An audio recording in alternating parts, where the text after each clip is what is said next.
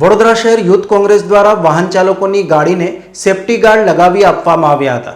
વડોદરા શહેરમાં આગામી ઉત્તરાયણ પર્વનું કાઉન્ટડાઉન શરૂ થઈ ગયું છે। લોકો ઉત્તરાયણ પર્વની પૂર્વ તૈયારીમાં લાગી ગયા છે। વડોદરા શહેરમાં પતંગના દોરીથી ગળું કપાવવાનો સિલસિલો શરૂ થઈ ગયો છે।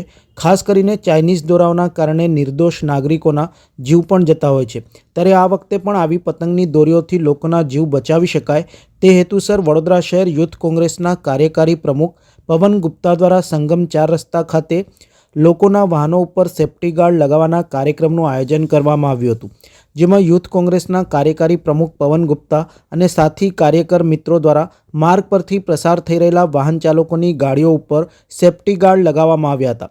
જ્યારે આ સમાજ સેવા બદલ વાહન ચાલકોએ પણ યુથ કોંગ્રેસના હોદ્દેદારો અને કાર્યકરોનો આભાર વ્યક્ત કર્યો હતો। વડોદરા શહેરમાં આવનાર 14 તારીખે વિશ્વમાં વિખ્યાત એવું ઉત્તરાયણ પર્વની ઉજવણી થવાની હોય છે અને ઉત્તરાયણ પર્વના ઉજવણીના ભાગરૂપે વડોદરાવાસીઓ પહેલાથી તહેવાર ઉત્સવી રહ્યા છે। ત્યારે ઉત્તરાયણના 15 દિવસ પહેલા 15 દિવસ પછી તક આ તહેવારની ઉજવણી લોકો કરતા હોય છે, પરંતુ જ્યારે આ ઉજવણી કરવામાં આવે છે ત્યારે દર વર્ષે પતંગના દોરાથી ઘણા યુવાનો, આશાસ્પદ યુવાનોને ઈજા પહોંચતી હોય છે અને મૃત્યુ બી થતા હોય છે। પાછલા 10 દિવસમાં પણ આવા ઘણા કિસ્સા વડોદરા શહેરમાં બન્યા છે કે લોકોને ઈજા પહોંચી છે અને મૃત્યુ પણ પામવામાં આવ્યું છે।